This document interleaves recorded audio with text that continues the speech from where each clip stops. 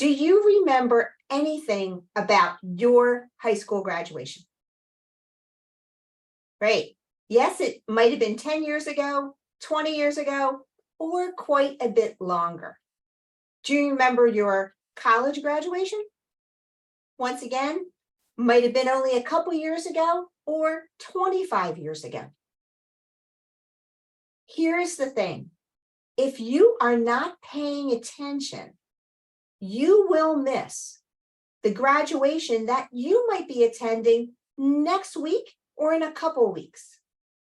And you want to hold on to these memories your whole life. So the way to do that is to just place a pause for a moment, not an hour, but just a moment. When you show up at these events, you want to create the memory that you will be able to cherish the rest of your life, whether it is for your child, your spouse, your friends, or yourself. You want to be able to make this memory. So use all of your senses, not just what it looks like, but what are the sounds you're hearing? Is it outside? What is the temperature? Can you feel the sun on your face? Just really see if you can ground yourself in the moment. And that is just such a quick and easy way to make the memory stick.